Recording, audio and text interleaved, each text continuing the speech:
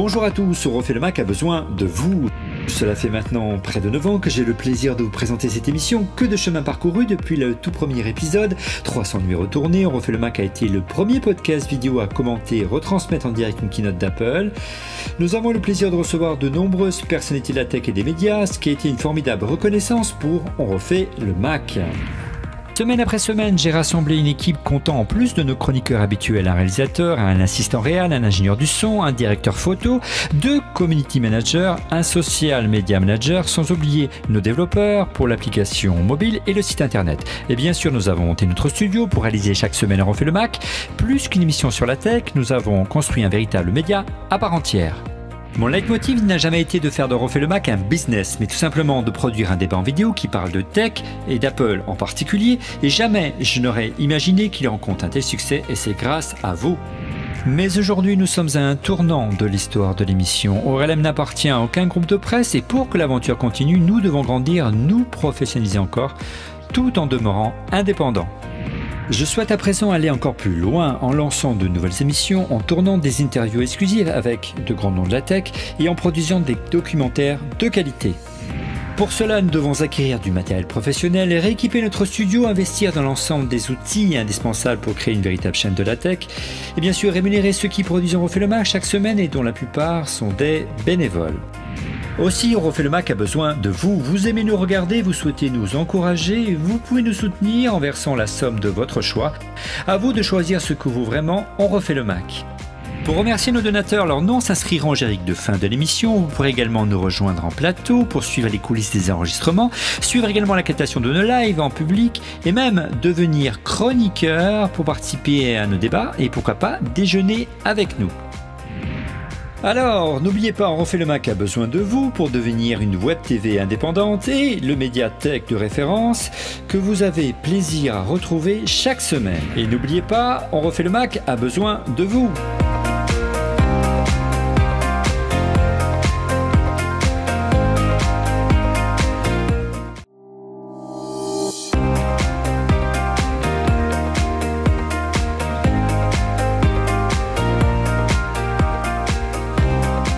Seconde partie de notre rétrospective de l'année 2018, retour sur les nouveaux iPhone XS, plus grands, plus puissants et surtout plus chers, trop chers. Que penser également de l'iPhone XR, plus abordable, des iPad Pro de dernière génération et surprise des nouveaux MacBook Air et Mac Mini que l'on pensait condamnés à disparaître. Le Mac. Bonjour à tous, vous regardez On refait le Mac alias ORLM, très heureux de vous retrouver pour cette dernière émission de l'année A42, l'école qui forme les futurs talents de la tech, avec comme chroniqueur cette semaine Stéphane Zibi, consultant en stratégie numérique. Bonjour Stéphane. Bonjour Olivier, bonjour à tous. Bon, tu as été fidèle jusqu'au bout, jusqu'à la dernière émission de l'année? Oui, avec une légère infidélité pour la semaine dernière, mais... Voilà, la semaine dernière, à ta place, il y avait Damien Douany et Fanny Bouton. Et autre historique chroniqueur régulier à cette émission, il s'agit bien sûr de Didier Policani de Mac Forever. Bonjour Didier. Salut Olivier. Oui, grosse année de la tech quand même. Il y a eu pas mal d'annonces cette année, il y a eu pas mal de produits quand même. Rarement Apple a sorti autant de produits finalement condensés, plutôt dans les 6 derniers mois malheureusement. On aurait préféré tout au long de l'année, mais ça tombe bien, on va retracer les 6 derniers mois de l'année, de juillet à décembre. Et on a vu sortir plein de choses. Et justement, on vous a proposé un petit sondage, un sondage de la semaine. On en parle dans un instant avec notre ami Didier.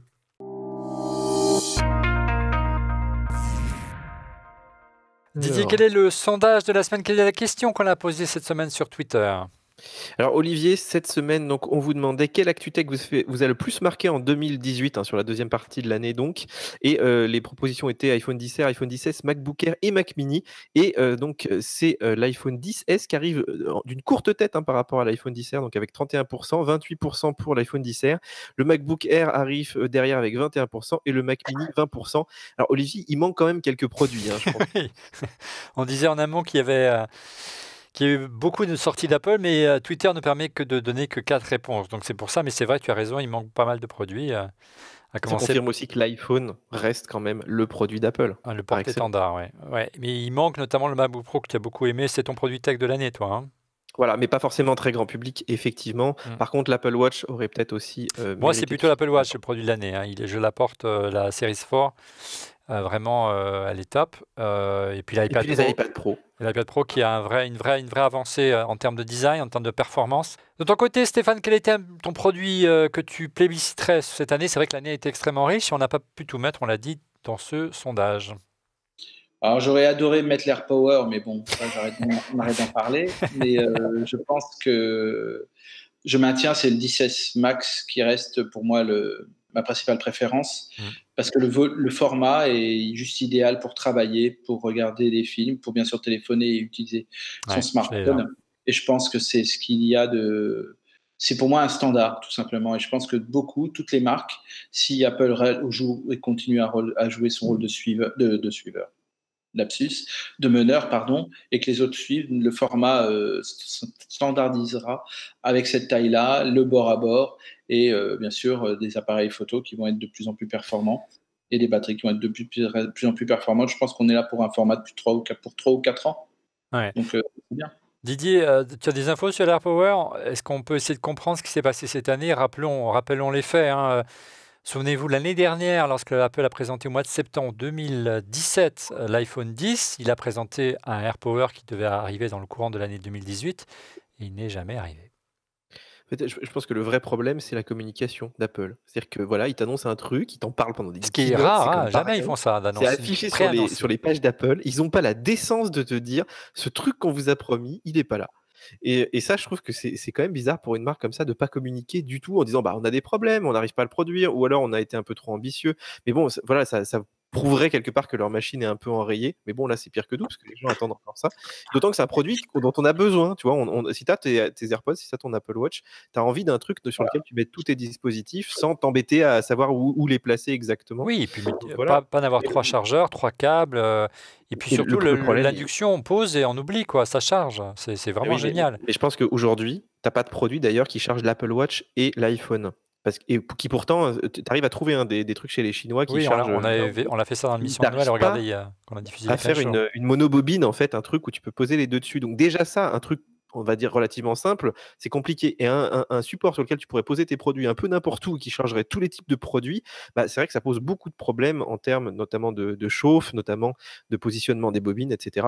Donc ouais, c'est un vrai challenge. Alors est-ce qu'ils vont l'abandonner ou pas, c'est quand même la grande question. Moi, je pense qu'ils n'étaient pas si loin du but. Mais... Oui, ils l'ont même mis dans le manuel de l'iPhone 10S, dans les premiers manuels de l'iPhone 10S Max. Qui pensaient encore le sortir là à la rentrée, c'est qu'ils ne doivent pas être si loin que ça. Bon, mais d'un autre côté, quand tu as une boîte tech comme Apple qui résout quand même des difficultés, voilà, quand on conçoit des processeurs et que l'on les design, concevoir une base de recharge à induction, je pense que c'est à leur portée, mais c'est une question de moyens encore et d'organisation. On ne sait pas ce qui se passe dans les travaux de Cupertino, mais ça semble assez le bordel en ce moment pour dire les choses telles que je le sens et je le pense. Bref, retour à la rétrospective Tech 2018 et après les 6 premiers mois de l'année qu'on a passé en revue la semaine dernière.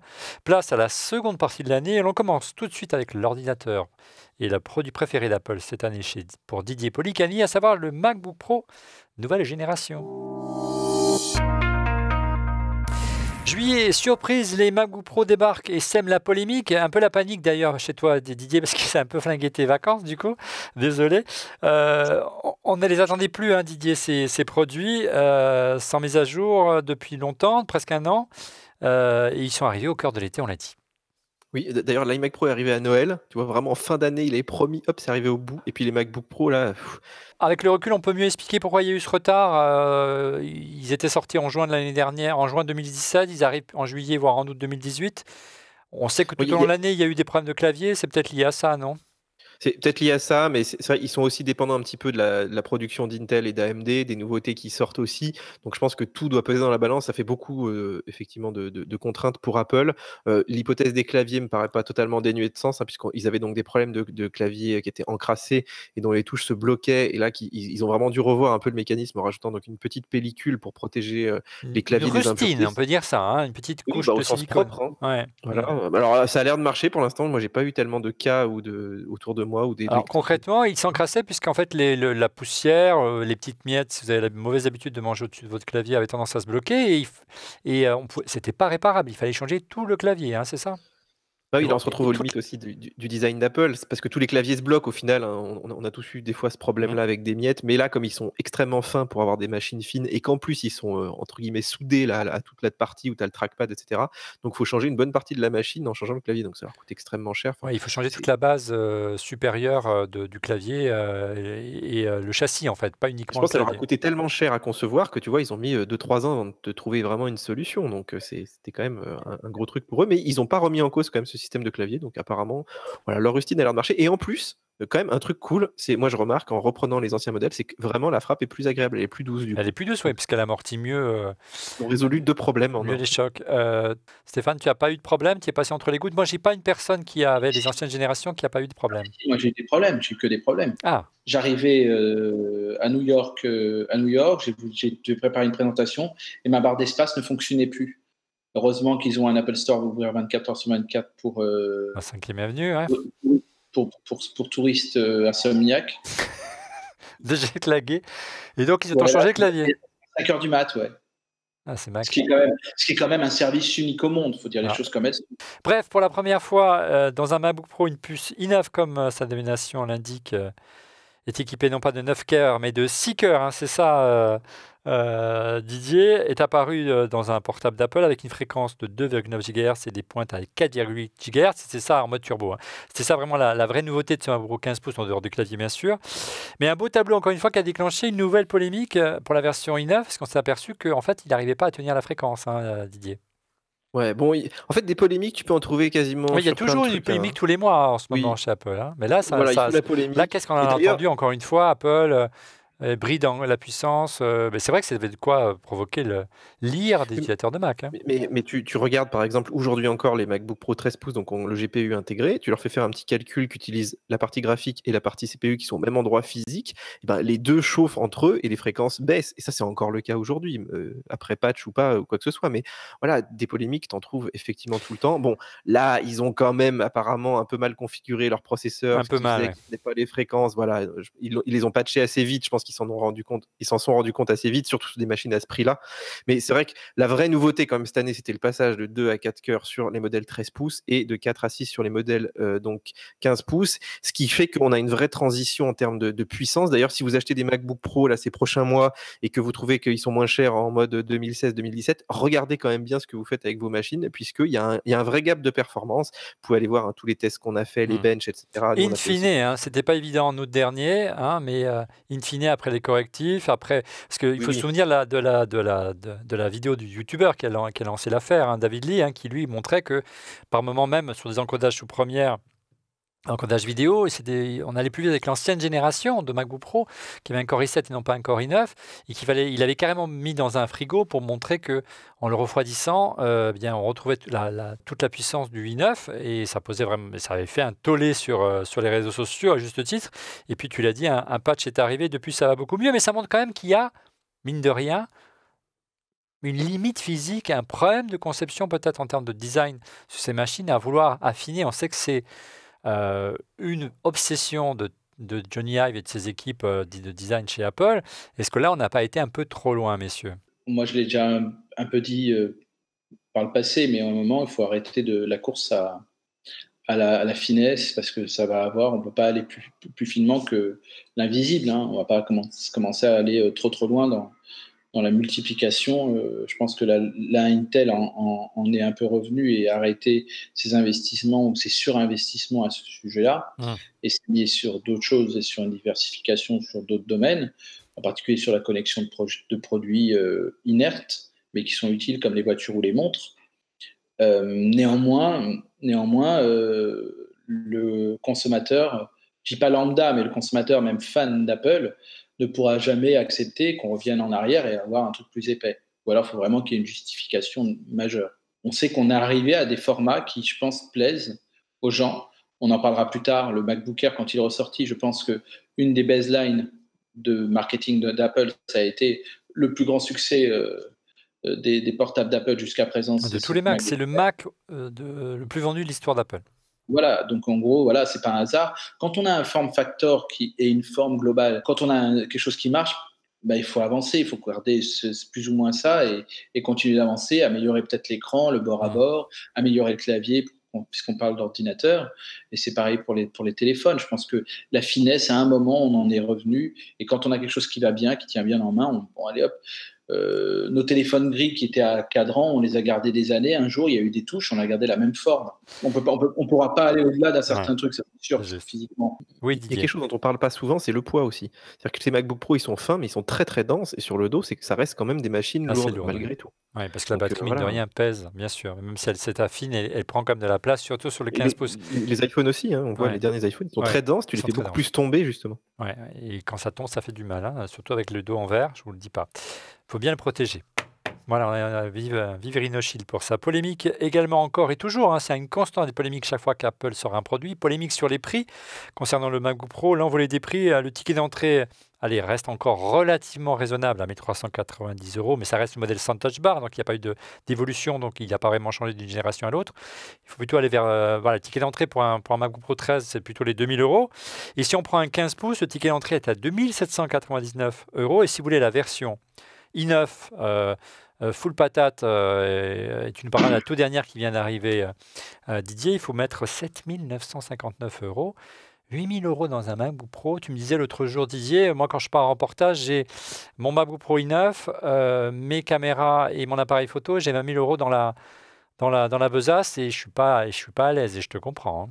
Non, mais c'est too much là. C'est vrai enfin, c'est pour ça aussi que les ventes ont l'air un peu de se tasser, parce que les gens ils commencent à se dire bon là, tu mets 3000 balles dans un MacBook Pro, tu as un disque de 256 Go. C'est ridicule. T'en as pas pour ton argent non plus, donc ils ont un vrai problème. Et le stockage, on en a parlé des centaines de fois ici, c'est hallucinant ce qui se passe, notamment sur le MacBook Air là, qui est sorti. On en reparlera peut-être juste après, mais voilà, ils ont quand même un vrai problème en ce moment sur un certain nombre de gammes. Et c'est vrai que si on veut que le Mac décolle, il va falloir faire un vrai choc à ce niveau-là. Moi, avant, on pouvait s'acheter des MacBook Pro, tu vois, en tant que particulier pour faire tout un tas de choses sans forcément être un pro. Aujourd'hui, bon, dans le budget d'une boîte, ça peut encore passer. Et encore, tu veux équiper une flotte de 100 personnes avec des MacBook Pro, bah, tu achètes plutôt des Dell XPS et compagnie qui auront les mêmes puces à l'intérieur, qui auront plus de stockage. Évidemment, tu n'auras pas macOS, mais quand même, là, on est sur des tarifs totalement délirants. Ouais, du temps du MacBook Air qui a si bien marché la première génération, on avait vraiment une vraie valeur ajoutée d'avoir une machine en aluminium plutôt que du plastique, une qualité de fabrication, une durabilité qui était évidente, plus la valeur ajoutée ergonomique de macOS. Mais là, aujourd'hui, à 3000 €, 2005, 3000, 7000 €, 8000 € pour un MacBook Pro, il faut vraiment être un vidéaste qui te monte toute la journée comme tu fais toi pour tes vidéos, Didier, pour justifier un tel investissement. Mais pour beaucoup, une entreprise, le choix est vite fait. Ils vont prendre un PC parce que comment on peut justifier 8000 € dans une machine portable aujourd'hui, Stéphane, Didier a parlé des 3000, de l'ordinateur à 3000. Moi, je pense qu'il y aurait une certaine logique à investir cet argent-là pour ça. Dès que ça dépasse un certain cap, je ne sais pas si c'est 5000, 6000, en tout cas 7000, c'est bien sûr trop cher. Je l'ai eu entre les mains, tu le sais bien. Et je sais pas pourquoi, mais j'étais très content de le rendre. Parce que pour moi, c'était hors norme. T'étais pas à l'aise. Non, mais on l'a prêté pendant quelques temps. J'ai jamais voulu le bouger de chez moi. Ouais. C'est-à-dire qu'en gros, voilà, tu dépenses, c'est un investissement. Alors, à part d'être un fan absolu et de dépenser toujours d'avoir le top du top de chez Apple, sérieux. Non, vraiment, je pense qu'il y a des prix à ne pas dépasser. Cette politique de prix et de gamme m'intrigue de toute façon sur la gamme des ordinateurs d'Apple, surtout depuis la sortie du MacBook Air. Voilà, il y a quelque chose qui n'est pas trop lisible, que ce soit en termes de prix, que ce soit en termes de modèle, qu'en termes de capacité. Un jour, peut-être on comprendra. Peut-être c'est pour tout effacer, comme on dit, et sortir leur modèle à eux en 2020.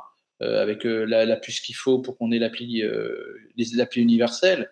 Mais voilà, moi je te dis franchement, il y a un prix à ne pas dépasser. Même quand on nous demande, je pense on demande tous les jours à Didier qu'est-ce que je dois m'acheter, on donne jamais celui à 7000, jamais. On n'est pas fou, on sait quel prix on doit payer, on doit mettre pour un certain usage. Je crois même au certain usage, dire 7000. On aura l'occasion d'en parler parce qu'on va parler tout à l'heure des MacBook Air notamment, qui est la machine qui est historiquement la plus populaire d'Apple, et c'est vrai que le prix, on a eu du mal aussi à comprendre, mais on y reviendra.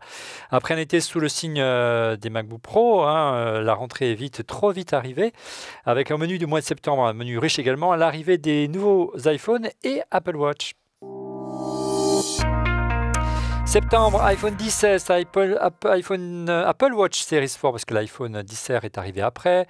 Un iPhone 16 plus grand, plus puissant, plus cher. Est-il trop cher? Vous avez vu, le 12 septembre dernier, Apple a présenté ses nouvelles gammes d'iPhone, alors qu'on s'attendait à nouveau à une baisse généralisée des prix. C'est ce que disait la rumeur Didier. C'était plutôt la soupe à la grimace. Les prix, non seulement n'ont pas baissé, mais ils ont augmenté avec un haut de gamme facturé à la somme record de 1 659 € pour l'iPhone 16 Max 512 Go, le nouveau fleuron de la marque équipé d'un écran désormais de 6,5 pouces OLED. Encore une fois, on le voit, Didier, on en parlait à l'instant avec Stéphane, Apple privilégie la marge à la part de marché. En clair, les iPhones sont de plus en plus chers. Reste le cas un peu particulier de l'iPhone 10, mais on en parlera plutôt le mois suivant dans quelques minutes puisqu'il est arrivé qu'au mois d'octobre. En clair, voilà, est-ce qu'Apple veut devenir une marque de plus en plus premium, voire une marque de luxe, et qui ne s'adresse plus à l'ensemble du marché? Didier. Tu vois, ce week-end, j'étais à la Fnac et puis je regardais un peu ce qu'ils vendaient au niveau des iPhones. Il y avait une grande pancarte donc, sur la partie mobile. C'était iPhone 6S à 450 €. Alors l'iPhone 6S, je crois qu'il a 3 ans ou quelque chose comme ça. Je veux dire, c'était la tête de gondole de la Fnac, un iPhone 6S. Donc on en est là aujourd'hui, c'est-à-dire que les gens ils peuvent se payer, enfin les gens, je parle en général, voilà, ceux qui hésitent entre un Android et un iPhone dans ces prix-là, ils hésitent autour des entre un 500 iPhone €. 6S ou un Huawei. Alors qu'on est sur des composants qui sont quand même vieillots, le truc va manifestement ramer d'ici quand même 1 ou 2 ans, ça va commencer déjà à être un petit peu moins sympa. Ils n'auront pas les dernières techno, il n'y aura pas Face ID et tout. Et c'est vrai que c'est un peu dommage de se dire, bah voilà, ces produits-là, ils deviennent relativement inaccessibles. Ça devient un produit vraiment de luxe, parce que tu vois, le 10S Max, il commence, je crois, au 1300, quelque chose comme ça. Donc c'est quand même un saladier. Alors pour les boîtes et tout, éventuellement ça peut le faire, mais pour un particulier, c'est quand même une sacrée somme. Donc oui, vraiment, il y a une époque, on pouvait arriver à renouveler son iPhone comme ça, acheter des modèles neufs. Là, aujourd'hui, il faut avoir quand même des sacrés salaires pour arriver à mettre autant d'argent là-dessus. Même si c'est un produit, moi je le dis toujours, c'est très rentable. On l'utilise tellement toute la journée. Si tu regardes le temps passé là-dessus, il est plus rentable que ton lave-linge, même que ta voiture des fois.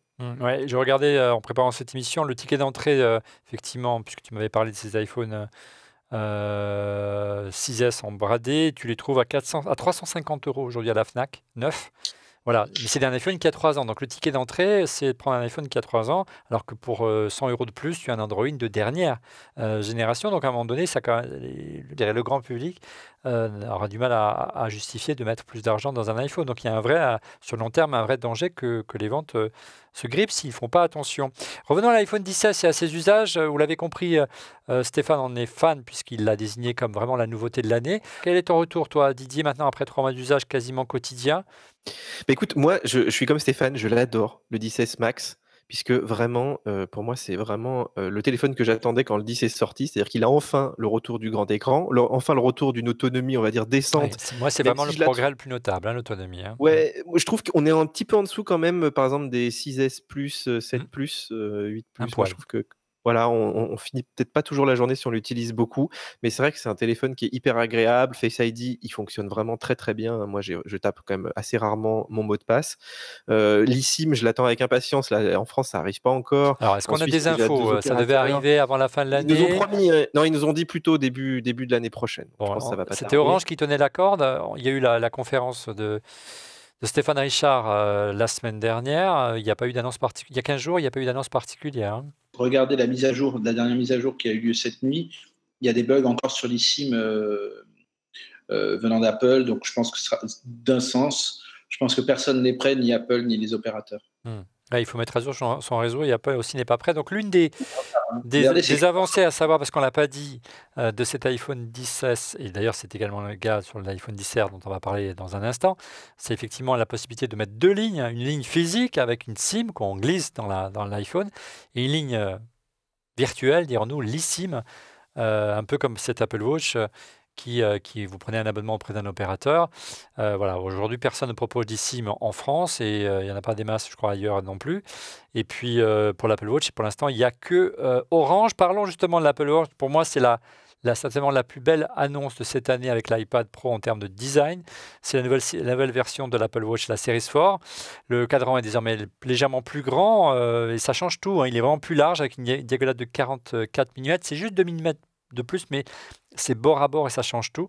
Et c'est vraiment plus agréable, moi j'ai trouvé au quotidien, facile à manipuler. Avant, je galérais, ne fût-ce que pour entrer avec mes doigts boudinés mon code le matin quand je mettais la montre. On s'aperçoit que la saisie est vraiment plus facile, Didier. Moi, j'ai eu vraiment un coup de cœur pour ce produit-là.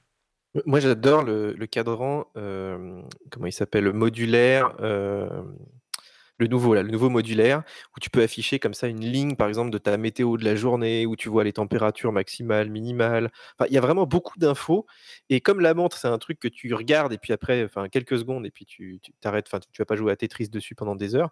Et ben, en fait, c'est plus c'est large, mieux c'est. En fait, plus il y a d'infos immédiatement accessibles et plus c'est agréable. Et en plus, comme le processeur est plus rapide, bah, si tu lances, par exemple, justement l'application météo, c'est vraiment instantané. Donc, tu as immédiatement les infos que tu veux. Donc ouais, je trouve qu'on redécouvre un petit peu certaines applications d'ailleurs qu'on n'utilisait plus trop forcément, et d'avoir cet écran lisible, c'est même aussi plus agréable pour les gens qui n'ont pas forcément une super vue, hein, parce que voilà, avant, si tu avais une version 38 Qui mm, vieillissent un peu, qui ont besoin d'écarter le poignet comme moi, c'est ça que tu veux dire? C'est ça pour pouvoir voilà, lire? d'un certain âge. L'autre grosse nouveauté qui a été présentée en septembre dernier lors de la keynote, l'Apple Event, c'est la fonction ECG, hein. C'est un électrocardiogramme, un vrai, et qui va plus loin que la mesure classique cardio-fréquence-mètre qu'il y avait jusqu'à maintenant sur l'iPhone. Elle n'était pas encore active, elle a été activée il y a quelques jours, quelques semaines maintenant, Didier, mais malheureusement, c'est encore réservé aux États-Unis, hein. Tu rappelles un peu le mode de fonctionnement? Bah, c'est simple, tu mets ton doigt là sur la petite couronne digitale Ouais. et puis tu attends 30 secondes et il te fait un ECG. D'ailleurs, on a fait une petite vidéo sur le site parce qu'on avait un lecteur qui est aux US. Alors justement, on peut pas tester puisque Apple a même bridé la fonction au numéro de série américain. Donc si tu as une Apple Watch française, même configurée C'est aux dingue, hein. US et tout, ça va pas marcher. C'est assez fou, mais en fait, ils ne veulent pas prendre de risques vis-à-vis des organismes, des régulateurs au niveau de la santé, puisque effectivement, les gens peuvent se dire, bah tiens, je vais utiliser ça, mais si c'est pas approuvé, eh ben, ça n'a pas de valeur en tant que tel. Donc, mais même en ayant de la valeur, hein, Apple te dit bien, il faut continuer à aller chez le médecin et tout. Et c'est vrai que c'est assez fou de se dire, tiens, je fais un ECG juste en touchant ma montre comme ça. Ouais, et c'est vrai que là, par contre, on peut l'utiliser la roue pour lorsque vous lancez le cardiofréquence-mètre, par contre, pour avoir un retour plus rapide et plus fin de votre rythme cardiaque. Ça marche en Europe et en France, mais c'est pas vous n'avez pas encore l'électrocardiogramme. L'avantage du électrocardiogramme, vous l'aurez compris, c'est comme à l'hôpital, hein. Il est capable de détecter des troubles du rythme cardiaque et des problèmes de fibrillation. Et on a vu qu'aux États-Unis, il y avait, suite à cette mise à jour, des personnes qui ont débarqué aux urgences et qui ont eu la vie sauve, ni plus ni moins, hein.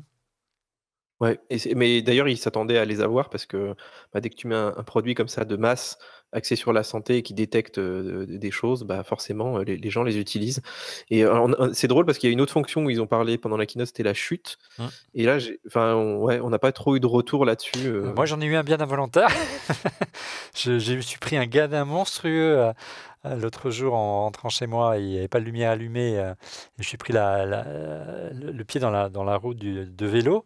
Donc, j'ai fait un salto. Et bon, le temps de retrouver mes esprits, je suis tombé sur mes fesses, donc tout allait bien. Le temps de retrouver mes esprits, j'ai ma montre qui s'est mise à vibrer en disant, j'ai détecté une chute, voulez-vous que j'appelle les secours? Et là, j'ai dit, waouh! C'est assez pas mal. Effectivement, si on perd connaissance, bah, voilà, automatiquement, ça appelle les secours et vous êtes automatiquement géolocalisé.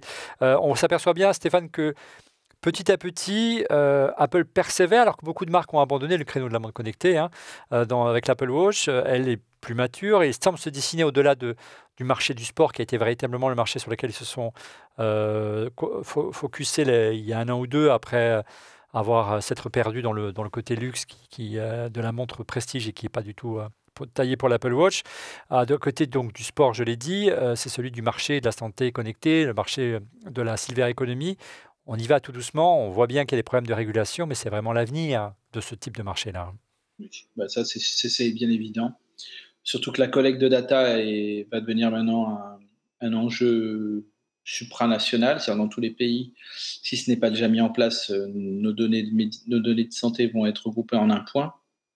Et c'est sûr que si on peut avoir les données permettant de monitorer soit le rythme cardiaque ou les variations de tension, ou à terme la glycémie, et qu'on ait éventuellement des signaux d'alerte s'il y a des chutes, des choses comme ça, on va multiplier les actions et les services autour de la santé qui ne pourront être plus qu'utiles pour les patients, ceux qui sont atteints de différentes maladies cardiaques ou diabétiques, comme le diabète, pardon.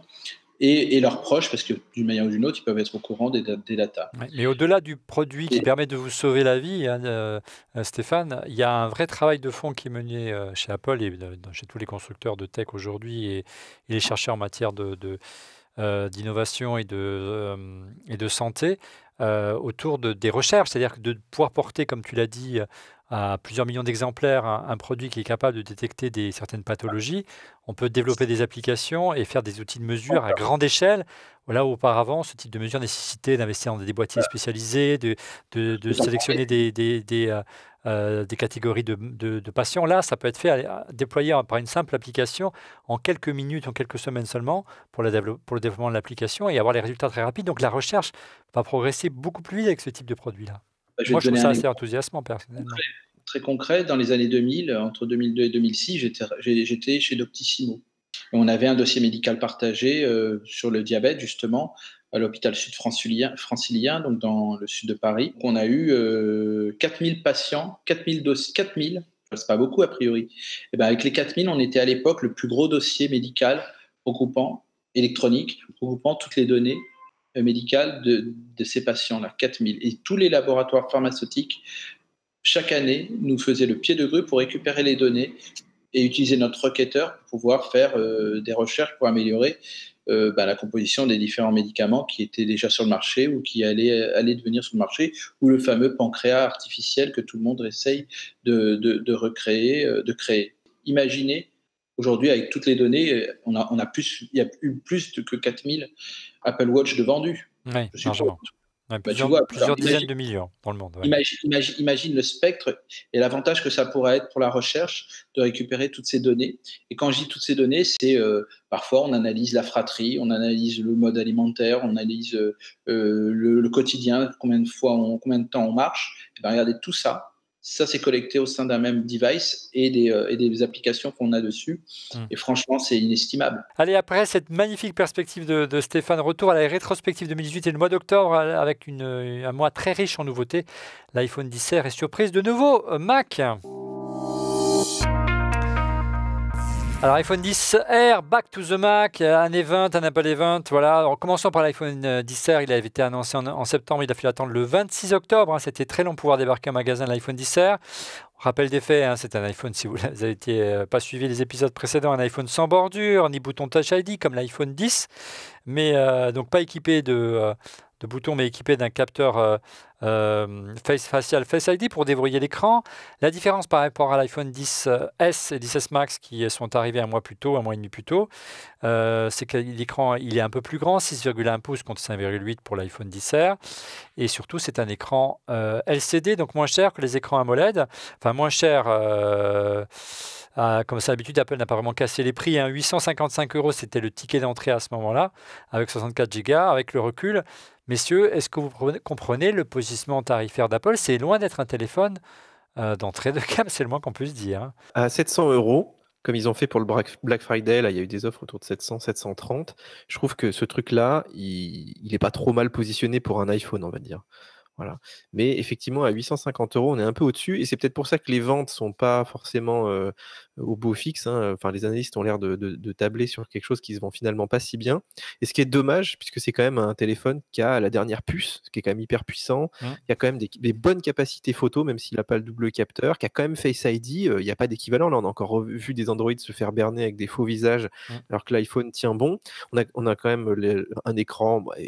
Certes, il n'est pas OLED. Bon. Voilà, mais il est quand même grand, il est très agréable et par rapport à l'iPhone X, c'est un vrai bonheur d'avoir une dalle un petit peu large.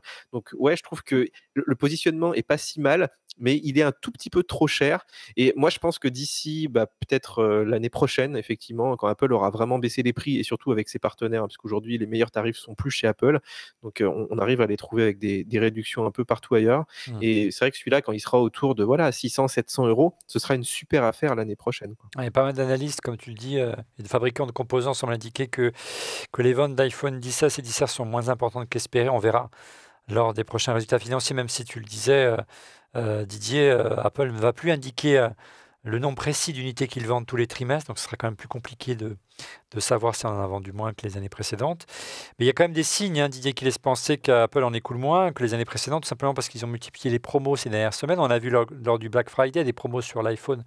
D'habitude, ils offraient une carte iTunes. Là, c'est assez inhabituel, hein, c'est le moins qu'on puisse dire, hein. Mais de toute façon, le simple fait d'avoir sorti ça, je pense qu'ils savent que les ventes allaient quand même s'éroder. C'est-à-dire que là, on doit arriver à une espèce de palier malgré tout. Tu vois, tout cette histoire de plus révéler le nombre d'unités, c'est pas un truc qu'ils ont décidé à la dernière minute non plus. Donc, ils voient bien qu'on arrive à une espèce de plateau. Ils ont aujourd'hui une gamme qui s'étend voilà, jusqu'à 1600 € avec des modèles iPhone 7, iPhone 8 qui sont encore tout à fait corrects, avec celui-là voilà, qui est de l'entrée de gamme pour avoir Face ID. Donc, Un milieu de gamme plus que l'entrée de gamme. Mais tu penses que Apple a conscience qu'une guerre, on l'a vu sur mon Android, il y a une guerre des prix terrible qui a lieu en ce moment et Samsung le subit de plein fouet face à Huawei notamment, hein, qui attire les prix vers le bas. Ils ne peuvent plus être la marque premium, l'équivalent d'Apple dans le monde Android, puisqu'on trouve du premium à 500 € maintenant sur Android. Tu sens qu'Apple l'a pressenti et gagne du temps simplement, c'est ça en fait. Et avant ils ont sorti un produit qui s'adresse dont le prix devrait baisser dans les semaines ou les mois qui viennent, et c'est l'iPhone XR. Mais ils gagnent du temps. Mais tu vois, ils sont quand même Face ID. C'est quand même une sacrée innovation. Je sais pas si, nous on l'utilise tous les jours. Oui, tu déverrouilles plus ton téléphone. C'est la normalité. Alors que moi je vois encore les gens avec leurs doigts et je me dis c'est quand même préhistorique maintenant de voir ça. Ils jouent un peu là-dessus, c'est-à-dire qu'effectivement on a accès quand même à des trucs qui sont complètement dingues, même la réalité virtuelle. Enfin, tu vois vraiment plein de choses qui sont capables dont sont capables ces téléphones. Et quelque part tu dis oui, c'est quand même des produits de luxe malgré tout. Et quand on dit on a du premium sur Android à 500 €, oui sur certains aspects, c'est-à-dire que le Huawei il va être bon sur la photo, mais au quotidien, il y a plein de choses sur lesquelles, regarde toutes les Instagrammeuses, tous les gens qui font de la vidéo, ils sont encore sur Apple pour tout un tas de raisons, pour effectivement l'OS, pour tout un tas de choses. Donc voilà, Apple étend sa gamme, ils ont des appareils un peu moins chers, mais des années précédentes, ils jouent un peu sur le côté exclusif avec le haut de gamme. Bon, c'était une stratégie et ça va leur permettre, je pense, de maintenir leur chiffre d'affaires, à défaut, effectivement, peut-être d'avoir un peu plus de croissance à proprement parler, quoi. Stéphane, ton avis, toi qui as eu un vrai coup de cœur également pour le Huawei P20 Pro, hein, avec lequel c'est ton appareil photo, quasiment, tu prends que des photos avec ça et des vidéos aujourd'hui. Est-ce que tu penses que Apple a encore de la marge, encore du temps, ou il faut vraiment qu'ils pensent à se lancer dans la guerre des prix et répondre à l'offensive des Chinois? En fait, quand ils ont annoncé le 10R et avant qu'ils annoncent les prix lors de la keynote, j'ai repensé au lancement du 5C. Le 5C était bien inférieur en prix, il était plutôt accessible et avait des mêmes couleurs aussi. Il n'était pas up-to-date en termes de composants, mais oui. Ouais. Mais bon, moi, c'était l'esprit, en fait. Oui, bien sûr. Et je dis, tiens, voilà. Et c'est vrai que j'étais assez surpris du prix un peu élevé, tout comme j'ai été surpris lors du Black Friday, quelques semaines après la sortie de ce téléphone-là, qu'il y ait une réduction plus que sensible sur ce modèle-là. Maintenant, est-ce qu'on a déjà vu une fois Apple être prise en otage par les prix des autres? Enfin, depuis le retour de Steve Jobs aux commandes, non. Mais ça rappelle, parce qu'ils étaient positionnés sur des prix qui étaient trop élevés à cette époque-là, c'est pour ça qu'ils étaient obligés de se lancer dans une guerre des prix. Évidemment, mais là, si par exemple ils le font là une fois, ils le feront pour tout et ça sera fini pour eux. Fini. Là, en gros, dans ton esprit, c'est quoi? Encore une fois, c'est une marque premium, une marque de luxe qui ne peut pas trop solder, sinon elle perd de son aura, c'est ça que tu es en train de nous dire? Si un jour ils baissent un produit aussi symbolique que l'iPhone, qui représente plus de 60% de leur chiffre d'affaires, je pense que c'est la porte ouverte pour que d'autres produits baissent et à la fin, ils perdront sûrement de leur aura. Ouais, de leur aura, c'est certain. Maintenant, je dis, pour moi, cette sortie était étonnante. Je ne sais pas à quoi elle correspondait exactement, mais bon, c'était plutôt cool d'avoir un téléphone dernier cri au niveau des composants, avec quelques petites choses en moins par rapport au OS. Ouais. Et c'était plutôt pas mal, voilà. Maintenant, après, est-ce qu'il y aura un deuxième 10R? Est-ce que la clientèle va s'y retrouver, etc., etc. En tout cas, la guerre fait rage, on l'a dit, sur le milieu de gamme, avec des téléphones pour des téléphones autour de 500 €. Avec notamment l'offensive des constructeurs chinois. Mais le mois d'octobre a vu l'arrivée également du nouveau haut de gamme de Huawei, le Mate 20 Pro. Et là, on pourrait se dire que les fabricants de premium, du très haut de gamme, ont aussi du souci à se faire parce qu'il y a de quoi séduire, hein, Stéphane.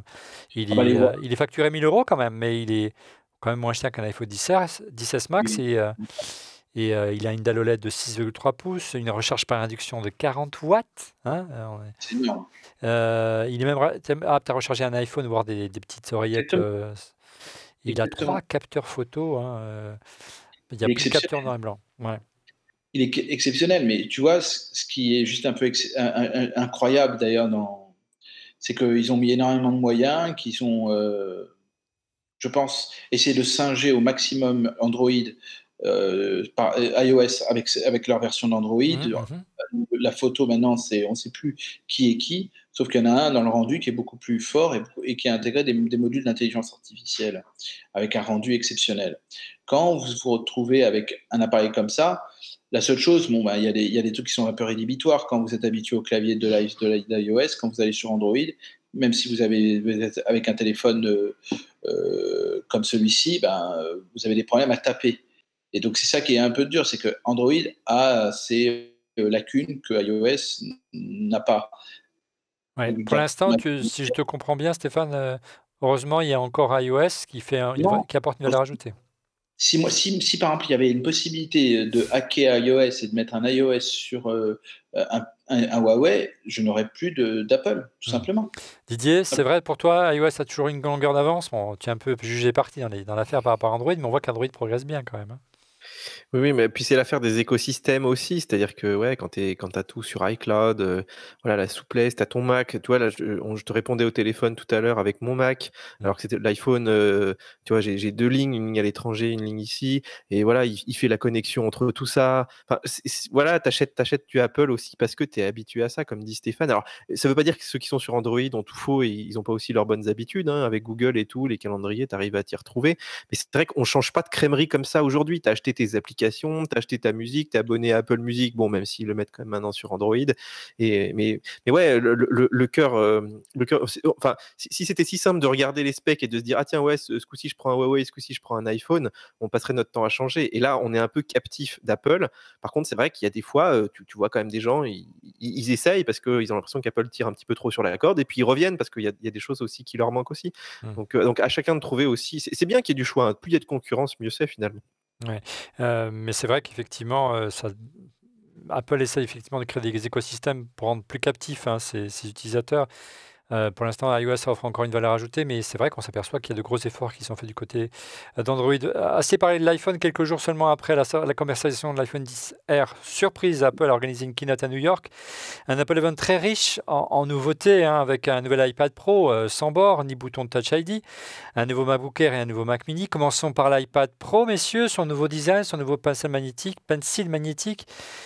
Vraiment, sa finition fait l'unanimité, sa puissance également, mais il n'est pas encore vraiment prêt, comme l'annonce Apple, à remplacer un Mac. On est tous d'accord là-dessus, bien que ça crée la polémique quand on dit ça, mais à part être un graphiste, pour faire de la bureautique ou faire un peu de bureautique, mais on n'a pas l'ergonomie de macOS, je suis désolé, Didier. Mais ouais, je pense qu'il faut juste arrêter toute cette comparaison. Je vois plein de confrères qui passent leur temps à parler de l'iPad pour remplacer leur Mac et tout, à essayer de se créer des environnements. Là, maintenant qu'il y a des écrans externes, qu'il y a tout un tas de claviers à mettre dessus. Enfin, à la fin, ça fait un espèce de Frankenstein qui est pas fait pour ça. Et voilà, tu fais de la frappe toute la journée, tu t'achètes un MacBook et puis c'est tout. Et tu vas pas t'acheter un iPad pour faire de la frappe. C'est ridicule. En plus, tu mets ton doigt à l'écran. Donc, enfin, voilà, je pense que l'iPad, il a ses clients aujourd'hui et ces clients-là, ils savent pourquoi ils achètent un iPad. Ils sont très contents du produit. Nous, c'est vrai qu'on a testé l'iPad Pro, on s'est concentré sur l'illustration parce que c'est Oui, un avec le domaine pencil, où... bien sûr, l'illustration, c'est oui, évident, puis, le graphisme. je veux dire, ça, c'est quand même l'Apple Pencil 2, presque c'est la plus grosse nouveauté sur cet iPad Pro, d'avoir comme ça cette petite surface tactile, le fait qu'il se recharge par induction. Enfin, tous ceux qui faisaient du dessin sur l'iPad Pro, ils en ont envie. Là, quand on leur a mis devant les yeux, il y a un vrai changement. Alors que par rapport à un iPad Pro de l'année dernière, pour ceux qui fait de la frappe, iOS n'a pas tellement changé. Il y a l'histoire de l'USB-C donc qui t'offre un petit peu plus de souplesse sur la connectique, mais c'est pas non plus transcendant. Donc ouais, la vraie nouveauté, elle est quand même beaucoup pour l'illustration et je pense qu'on n'en parle pas assez, nous, dans nos émissions. On est un petit peu trop informatique des fois. Ouais. Et là, nous, on a fait une vidéo avec des illustrateurs où on leur donne la tablette et où ils disent ah ouais, la réactivité, c'est vraiment cool. Ah ouais, ce pencil là, tu vois, il est moins glissant. On peut enfin taper 2 fois pour faire apparaître la palette de couleurs. Avant, on pouvait pas le faire. Alors, il n'y a pas la gomme derrière. Enfin, voilà, c'est des petites choses comme ça, mais qui fait qu'aujourd'hui, tu vas avoir Photoshop l'année prochaine, tu as Procreate qui commence à être hyper bien abouti, et c'est une super machine pour dessiner. Et effectivement, juste pour terminer donc, sur cet iPad Pro, moi je trouve que l'USB-C, là, tu vois, je l'ai depuis qu'il est sorti. Et l'USB-C, c'est génial. Et maintenant, j'aimerais vraiment l'avoir sur l'iPhone parce que tous ces câbles Lightning, ça m'embête. Il faut que j'emmène tout en double là. Et j'aimerais bien pouvoir brancher avec mon chargeur de MacBook Pro, mon iPad, mon Mac et mon iPhone. En plus, avec la charge rapide, tu charges vite et tout. Donc voilà, cette connectique-là était très attendue, justement dans le segment Pro où on a envie que ça charge rapidement. On a envie d'une connectique un petit peu plus uniforme. Donc ouais, un super produit. Mais je pense qu'il faut vraiment, voilà, ça va pour les VRP, ça va pour un certain nombre de gens qui ont besoin d'un iPad, quoi. Mais au-delà, cette volonté de transformer l'iPad en un produit bureautique pouvait se justifier quand l'iPad coûtait 500 € et qui coûtait la moitié du prix d'un iPad, d'un MacBook Air, par exemple. Et aujourd'hui, le ticket d'entrée de l'iPad Pro de nouvelle génération, il est de 899 € pour 64 Go, 1119 € si vous passez à la version 11,9 pouces. Et si vous prenez un iPad Pro avec 256 Go, donc un iPad Pro 12,9 pouces, 256 Go, un clavier, l'option clavier cover, 219 €, le stylet, 135 €, ça vous arrivez à un prix de 1423 € pour une tablette. Prenez un ordi, quoi. Un MacBook Air, ça vaut 1580 €. Mais pas que ça, Olivier. C'est-à-dire que là, tu vois, le 13 pouces avec un clavier et tous les petits accessoires qui vont bien, c'est beaucoup plus lourd qu'un MacBook. In fine. Donc, et en plus, tu as un truc qui tient pas bien parce que le clavier, il est pas bien stable. Donc, tu es dans le train, ça marche pas bien. Enfin, il y a plein de gens qui vont me dire qu'ils s'en sortent et tout, hein, très bien. Mais malgré tout, tu leur donnes un MacBook, ils sont beaucoup plus efficaces pour taper. En plus, il y a la souris. Ça me manque terriblement de ne pas avoir de curseur vraiment efficace. Donc, si on prend un MacBook Air 256 Go, on est à 1593 €. Donc, on est à un écart d'un peu plus de 250 €. Il vaut mieux acheter pour moi un MacBook Air. Mais passons. Surtout si Apple se décidait enfin à proposer du 256 en entrée de gamme, on aurait même un iPad MacBook Air qui serait moins cher.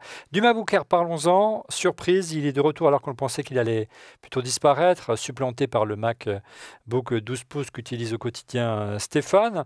En termes de design finition, il est le digne héritier, tu l'as dit tout à l'heure Stéphane, du MacBook Air, hein, avec sa forme, son profil en goutte d'eau, mais désormais en plus un écran Retina, un capteur Touch ID et un Thunderbolt 3. Mais mauvaise surprise de nouveau, le prix, hein, c'est la constante de cette année, 1399 €. Alors pourquoi pas, mais pas avec 128 Go de mémoire. Comment on peut justifier une telle chose, Didier, Stéphane? Pathétique. J'ai pas de meilleur mot, moi. C'est inadmissible. Ce qui est juste dommage, c'est qu'en plus, ça part d'une bonne intention. C'est qu'a priori, on pouvait penser, comme on l'avait dit, que le MacBook Air avait disparaître parce que le MacBook était arrivé et qu'il ressemblait à celui qui était plus léger. Donc voilà, il prenait la main. On avait une uniformisation en termes de gamme et tout. Pour tout un tas de raisons qu'on a expliquées et qui sont tout à fait louables parce qu'elles sont à la limite les plus entendables parce que on a écouté les clients. Comme c'est un gros succès et que la forme plaît, on en fait une autre version. Voilà, donc pour moi, c'était quelque chose qui allait dans le bon sens. Mais sortir des prix comme ça, on s'attendait à des tarifs de base qui étaient raisonnables. Et là, autour des 1100 €, qui était le prix charnière historique du MacBook Air. Et puis surtout, il n'y a pas de touch bar, hein. On aurait pu imaginer aussi pour ce prix-là qu'on ait droit à une touch bar. Elle reste confinée au MacBook Pro, hein. Ça veut dire que la touch bar, Didier, elle ne se popularise toujours pas. Depuis son apparition il y a plus de 2 ans, elle reste confinée à une seule famille de produits, le MacBook Pro. Elle n'est pas sur les ordinateurs de bureau pour des raisons techniques, avec les claviers sans fil. Elle n'est pas sur les MacBooks, elle n'est pas sur les MacBook Air, elle n'est pas sur les Mac Mini, ni sur les Mac. Il y a vraiment quelque chose de bizarre dans la vision de produit d'Apple aujourd'hui. Et au-delà de la lisibilité globale, tu l'as dit, Stéphane, de la gamme, qui reste assez flou. Regardez, vous avez le MacBook Air ancienne génération à 1099 €, qui est toujours au catalogue. Le nouveau MacBook Air à 1349 €, donc presque 250 € plus cher. Le MacBook plus petit, MacBook tout court, plus léger et moins puissant. Donc en termes marketing, c'est assez compliqué que le MacBook Air, qui est lui vendu plus cher, 1499 €. Et enfin, les MacBook Pro, dont le premier modèle sans touch bar est facturé 1499 €, seulement 150 € de plus que le R. Et si vous voulez un quadricœur avec une touch bar, comptez 500 € de plus, presque 2000 €. Ça devient vraiment compliqué de s'y retrouver. On a vraiment l'impression que Qu'un Phil Schiller s'est réveillé un matin et a dit allez, c'est trop compliqué. Qu'est-ce que les gens aiment? C'est le MacBook Air, c'est le modèle iconique de la gamme des portables. Allez, on fait un MacBook Air. Stop, ça suffit. Et tant pis si pour le reste, on a vraiment l'impression qu'ils veulent répondre à une demande, même si ça fout en l'air le reste de la lisibilité de leur gamme. Hein. Ben voilà. Mais surtout, où est la demande? Tu te demandes où elle est vraiment, parce que aujourd'hui, ils continuent à proposer leur MacBook Air classique, donc à des prix tout à fait abordables. Et je vois des gens autour de moi qui se disent, bah finalement, parce que nous, on est dedans, tu vois, la Touch Bar, on en parle comme c'était un truc super connu, mais la plupart des gens, ils savent pas forcément ce que c'est. Mais la plupart des gens, ils voient surtout qu'il n'y a plus d'USB classique, que voilà, ils vont perdre tout un paquet de leur connectique, ils peuvent plus mettre de carte SD, de leur vieille clé USB et tout. Du coup, ils se disent, bah finalement, l'autre, il est moins cher, il a encore tous ces trucs. Au niveau puissance, bon, ils regardent un peu sur le net, ça a l'air de se tenir. Et puis, l'écran Retina, tout ça, c'est peut-être pas si important pour ce public-là, en fait, tu vois, d'étudiants ou de gens qui n'ont pas forcément d'argent. Et le pire pour Apple, ça va être que ce MacBook Air, donc ancienne gamme, se vend toujours beaucoup mieux que ce nouveau MacBook Air pendant encore un moment. Et donc, s'ils font pas un vrai choc de prix, s'ils le baissent pas à 1 000 €, ça va être un échec total, puisque en fait, pour ce prix-là, comme tu le dis, il vaut mieux se payer un MacBook Pro en termes de perf, même au niveau de l'écran. Je sais pas si tu allé en Apple Store et que tu mets un MacBook Pro 13 pouces et un MacBook Air à côté et tu mets la luminosité à fond sur les deux, tu vois quand même que le MacBook Air, il est bien en dessous. Et ça, en extérieur et tout, ça joue pas mal. Donc il y a des petites choses comme ça qui font que ouais, tu te poses quand même la question. Ça fait penser un peu à la gamme pléthorique d'Apple avant le retour de Steve Jobs. Il y avait 50 modèles de portables, on ne se sortait plus, et 50 références. C'est pas ça ressemble pas au code en tout cas qu'Apple nous avait habitués depuis une bonne vingtaine d'années maintenant. Dernière annonce surprise de l'année, après 4 ans sans mise à jour, ce qui lançait lui aussi pensait à un possible abandon. C'est le Mac Mini, le petit pavé d'Apple revient en grâce dans une version bodybuildée. Pourquoi une si longue attente et pourquoi maintenant, Didier? C'est une bonne question. Moi, je pense que ils sont réveillés un peu un matin aussi en se disant, ah tiens, le Mac Mini, il est cool, il permet de faire des volumes, il s'écoule encore pas mal sur le refurb, les produits reconditionnés et chez les revendeurs. C'est quand même voilà, pareil, il est vendu pas très cher. Hein, tu arrives à le trouver à 450, 500 € pour l'ancien modèle. Donc, ils se sont dit, voilà, c'est un peu le MacBook Air du Mac fixe, mais il a changé un peu de public, donc il est devenu un peu plus pro. Donc, on va changement de augmenter un cible, peu les hein. prix. C'est plus le Mac à moins de 500 €, hein, d'entrée de Non, gamme. mais donc du coup, les gens on demande un petit peu plus de puissance. Ils ont mis des puces à 4 cœurs. Bon, ils n'ont pas mis de carte graphique, mais il y a quand même le Thunderbolt 3. Tu peux te dire, bon, je peux en rajouter une en externe éventuellement. Ouais, le stockage, tu peux le mettre en externe. Enfin, c'est une bonne petite machine. On en a parlé, on a fait pas mal de vidéos là-dessus, sur lesquelles il y avait quand même de l'attente. Il y a beaucoup de gens qui l'utilisent comme machine à tout faire, pour faire serveur réseau, pour faire, on en parlait dans les studios d'enregistrement, d'avoir un Mac qui est silencieux. Enfin, il a beaucoup d'atouts en termes de compacité, il répond à pas mal de besoins un peu de niche, et l'air de rien, ça fait quand même des ventes. Donc voilà, un nouveau Mac Mini. Sans carte graphique, quand même. C'est dommage. Hein. Mais je pense qu'il y a aussi une image. Quand tu sors un Mac Mini, tu dis, ah ouais, on s'intéresse encore à ces gens-là, quoi. Donc c'est un petit peu, c'est comme le MacBook Air. Je pense qu'il y a un vrai nom derrière, il y a vraiment une communauté derrière. Et là, en plus, ils l'ont rendu un petit peu plus souple. On a fait une vidéo, là, je pense qu'elle sera sortie, comment changer la RAM du Mac Mini. Tu vas voir que tu peux le faire. Bon, c'est quand même au prix de démonter quasiment l'intégralité de la machine, d'avoir des outils assez compliqués. Donc en fait, c'est pas exactement le Mac Mini qu'on attendait. On aurait quand même aimé une version en bas de gamme. On aurait quand même aimé qu'il soit un petit peu plus souple pour changer les composants. Design, mais quoi. Écoute, c'est pas si mal. Dans cette gamme de prix, si tu veux avoir un peu de choix en termes d'écran, en termes de connectique, voilà, on va pas non plus cracher dans la soupe. Donc, tu as dit changement de cible, hein, c'est plus l'ordinateur moins de 500 €, mais un ordinateur pour les pros, puisque le prix augmente, il passe de 500 à 899 €. Et si vous montez dans les tours et que vous choisissez les grosses configurations, notamment du côté du disque dur, les tarifs montent jusqu'à 4 969 €, sans écran, sans clavier, sans souris, hein, presque aussi cher qu'un iMac Pro. Vous voyez bien que Apple a changé sa vision marketing des choses. Voilà pour le tour d'horizon des nouveautés matérielles de cette année, des nouveautés tech qui ont retenu notre attention du côté de la planète high-tech et notamment d'Apple en particulier. Place maintenant à votre wishlist, les souhaits que vous avez pour l'année qui vient, l'année 2019. Qu'attendre d'Apple en 2019, messieurs? Allez, on commence avec Didier. Un nouvel iMac, bien sûr. Il est où cet iMac? Un iMac, mais avec un vrai nouveau design, bon sang. Hein. Ça, je ne serais pas aussi sûr que toi. Malheureusement, oui, mais enfin, ça fait combien ça... Enfin, bon, voilà, il faut arrêter, quoi. Il Ouais, mais moi j'aime beaucoup les Surface Studio, là, Ouais. ces gros Mac tactiques, tu peux orienter un peu dans tous les sens, ça rappelle un peu l'ancien iMac justement. Mais c'est vrai que là, il y a tout ce qu'il faut, hein. Il y a les nouvelles cartes AMD, il y a les nouveaux processeurs Intel jusqu'à 8 cœurs donc sur les Core i7, Core i9, donc ils pourraient très bien les mettre. Je sais pas ce qu'ils attendent, il y a le Thunderbolt 3, donc voilà. Est-ce que l'iMac Pro, tu vois, qui est sorti il y a pas très longtemps, ils veulent le faire durer un petit peu et puis que l'autre le cannibalise pas trop parce qu'il sera forcément moins cher et je pense qu'il sera pas loin en termes de puissance. Bien sûr. Donc voilà, il y a ça qui doit jouer un petit peu. Ou alors ils ont des problèmes de conception, comme tu dis, avec un nouveau design, hein, c'est possible aussi. Stéphane, ta wishlist, qu'est-ce que tu souhaiterais qu'Apple priorise pour l'année prochaine? Un vœu générique qui serait, tiens, ils vont faire peut-être des gestes parce que peut-être ils ont été un petit peu forts au niveau prix, mais bon, ça c'est un vœu inaccessible, je pense. J'aimerais qu'ils arrêtent l'HomePod. Ah, carrément. Parce que quand on fait un mauvais produit, on l'admet. Ah bon, tu y vas fort, hein, quand même. Ouais. Bon, Bah d'accord. oui, je parle que quand même, quand on est moins bon que les autres, faut le dire. Bon, très bien. Faut l'assumer. Là, je trouve que tu as vu ce qu'on en a fait. Rien, il prend la poussière, effectivement. Voilà. Et on a beau essayer de le ressortir à chaque fois, je sais pas, Didier dira le contraire, mais bon voilà. Et sinon, pour être plus positif, j'aimerais vraiment qu'il y ait beaucoup plus de couleurs sur les nouveaux iPhones, parce que comme ce sont des appareils qu'on utilise tout le temps, c'est bien d'avoir un peu de couleur que celle que l'on peut avoir avec une sorte de côté un peu précieux. C'est bien. J'ai bien aimé la couleur des 10R, même si je les aimais pas vraiment. Il n'y en a aucune qui m'a fait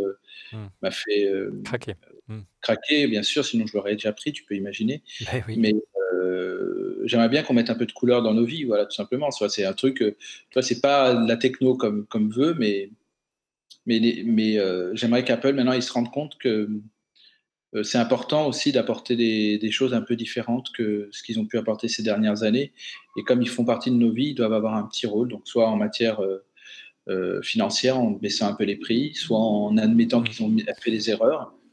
Peut-être qu'ils communiquent aussi sur l'AirPower en disant voilà, on s'est planté. L'AirPower, ça s'y tient aussi. Non, mais voyez, c'est des. Il y a quand même des produits, ou plutôt des services qui devraient pointer le bout de leur nez dans l'année qui vient, là, logiquement. Souvenez-vous, dans l'année, on a fait quand même consacrer 2 émissions à Apple et la télé. L'une avec Dominique Delporte, l'ancien ponte de Vivendi, qui me parlait beaucoup de Canal en ce temps-là.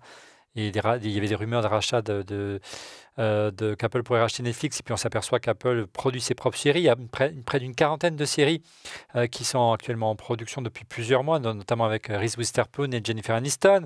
On en a parlé également plus récemment avec Alex Berger, le producteur de la magnifique série Le Bureau des légendes sur Canal. Voilà, ça va pas tarder, là, ça va pas sortir, messieurs Didier. Ça, logiquement, le service de streaming, les séries, elles sont prêtes, là. C'est dans le prochain trimestre, avant l'été, logiquement. Je pense que ça va arriver quand même assez vite, que peut-être qu'au début ça va pas être trop cher parce qu'il n'y aura pas forcément non plus par rapport à l'offre Netflix par exemple. On parle même de gratuité si on est déjà abonné à Apple Music. Hein. Oui, quelque chose comme ça, puis petit à petit ça va se développer. Moi par contre je crains beaucoup qu'on soit dans l'extrême puritanisme d'Apple et ça on pourrait presque faire une émission là-dessus tellement le sujet est intéressant, mais c'est vrai que les contenus ont l'air assez lisses et d'ailleurs c'est annoncé comme ça, c'est-à-dire pas de sexe, pas de violence et tu verras pas Game of Thrones ou même tous les trucs que tu regardes sur Netflix. Ils ont déjà fait des essais avec Apple Music, ils ont fait des émissions Planet of Apps et tout, c'était des flops terribles. Ouais. Même la reprise de Carpool Karaoke, ça marche pas du tout. Ça a coûté un bras en plus. Hein. Mais bon, oui, mais c'est bien fait, mais c'est trop lisse. Quoi. Ils ont pas mis l'animateur star dedans, alors que c'était tout le secret du truc. Enfin bref, on attend beaucoup Apple au tournant parce qu'on se dit quand même, ils ont les moyens financiers de le faire. $1 milliard, hein, c'est la somme qui a été investie par Apple. Ouais, bon, Netflix dit que c'est pas assez, mais. Ils en investissent 8 fois plus. Hein, ils sont à 8 milliards tous les ans. Ça laisse rêveur. Hein. Et ça montre la formidable entre guillemets, hein, au sens d'extraordinaire, force de frappe de cette société aujourd'hui sur l'ensemble de la production mondiale. 8 milliards dans les séries et les longs métrages, ça laisse bouche bée. Donc on a dit un nouvel iMac et j'espère moi avec un nouveau design, plus de couleurs pour les iPhones, l'AirPower qui se pointe enfin son bout de nez et l'arrêt du HomePod qui va quand même un peu fort. Moi je voudrais juste que Siri marche. Et simplement baisser son prix, baisser le prix peut-être des MacBook Air et MacBook Pro, non pas baisser le prix, mais simplement, allez, mettez-nous 250 Go de SSD en minimum, quoi. Ce serait quand même la moindre des choses. Là, ici, c'était un argument de vente de l'iPhone XS Max et l'iPhone XR Eh bien, faites que ça marche, ça n'arrive pas. Et puis, bon, pour terminer, eh bien, deux vœux que j'ai depuis longtemps, que je suis l'actualité d'Apple. L'un, c'est Time Machine dans le cloud. Voilà, qu'on puisse sauvegarder son Mac dans le cloud sans utiliser un disque dur. Ça fait des années que ça existe sur iOS. Pourquoi pas sur macOS? Il dit juste, simplement avec des forfaits adaptés, ça pourrait être très sympa. Et si vous avez la fibre notamment. Et enfin, un Mac Pro, hein, voilà, ça fait des années qu'on l'attend, nous qui utilisons un Mac Pro en régie, et qu'on va être obligé de remplacer parce que on arrive un petit peu au bout de notre infrastructure technique ici à 42, qui nous a permis d'installer notre studio et qui explique qu'aujourd'hui nous lançons un programme de crowdfunding que je vous invite à suivre. Voilà, nous sommes arrivés à la fin de cette émission. On passe tout de suite à vos coups de cœur. Allez Stéphane, quel est ton coup de cœur cette semaine? Et vite parce qu'on est en retard. J'ai 2 coups de cœur. Il y a une petite série sur Netflix française qui a été mise en ligne cette semaine qui s'appelle Plan Cœur avec en gros 3 couples à Paris. C'est très parisien, c'est vrai, mais ça va rappeler plein de choses. Nos téléphones, nos applis sont au centre des scénarios, vous verrez. C'est amusant. Et surtout, ça se voit très rapidement. En 4 heures, vous faites toute la saison. C'est des épisodes relativement courts et c'est assez frais, c'est vraiment sympa. Plan Cœur. Les acteurs et les actrices sont top.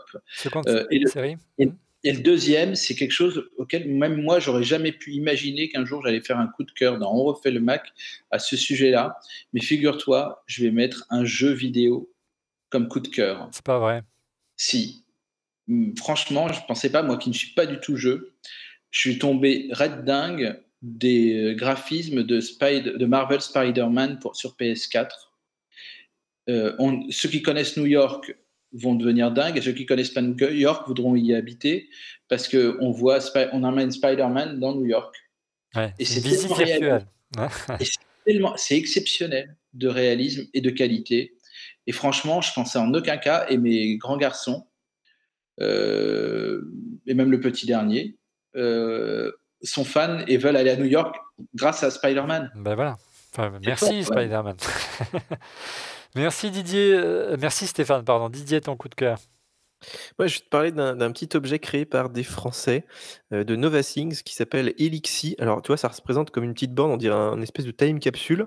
En fait, c'est à peu près ça. C'est un time capsule, mais qui peut se connecter au réseau. Donc, voilà, moi, je dis souvent un cloud local. Donc, en fait, une petite boîte avec un disque dur dedans. Alors, tu peux l'acheter sans disque dur, hein, juste pour te connecter, par exemple, à un disque que tu mettrais derrière, parce qu'il y a une petite prise USB, Ethernet, voilà, ici. Donc, en fait, tu peux stocker, je crois, ils ont différentes capacités, hein, mais ça va, je crois qu'il y a 1 ou 2 Tera, donc largement assez pour mettre tes 128 Go de ton MacBook Air. Et surtout, ça se connecte donc en Wi-Fi ou en Ethernet, et ça coûte pas très cher. Donc, je crois que c'est autour de 300 € pour 1 Tera, si je dis pas de bêtises. Donc, moi, j'aime bien parce que c'est aujourd'hui, voilà, si tu veux pas mettre tes données dans le cloud, si tu veux les laisser chez toi, absolument, c'est une solution qui est même intéressante financièrement, puisque là-dessus, c'est une fois que tu as payé, tu n'as pas d'abonnement derrière. Donc, par rapport à un abonnement Dropbox ou par rapport effectivement à des gros NAS super chers, voilà, c'est un bon petit compromis. Donc, ça s'appelle Elixir. Merci Didier. De mon côté, mon coup de cœur, je vous en parlais il y a un instant, c'est notre programme de crowdfunding, de financement participatif. ORLM a grandi, ORLM se développe d'année en année, c'est grâce à vous. On a besoin maintenant de passer à une phase supérieure, de devenir un vrai médiathèque et de développer de nouvelles émissions. Et allez voir notre offre de financement participatif. Et si vous aimez nous regarder, si vous avez pris du plaisir et que vous souhaitez nous encourager, n'hésitez pas à participer. On vous réserve, je vous promets, de belles surprises dans les mois et les années qui viennent, de nouvelles émissions, des documentaires, des interviews exclusives. C'est juste une question de moyens et on a besoin de vous. Voilà, je vous souhaite encore une fois une très belle année 2019. Pace et salut, comme on dit chez nous. Bonne année les amis. Bonne année, et on va faire en sorte que l'année 2019 soit lumineuse et qu'on cartonnera tous en perso comme en pro. Voilà, il y a du travail. Allez, rendez-vous l'année prochaine. On devrait être retour mi-janvier pour On refait le Mac si tout va bien. On vous parlera bien sûr normalement du CES et d'autres surprises. Bonne année, portez-vous bien, bonne fête et à très vite. Au revoir.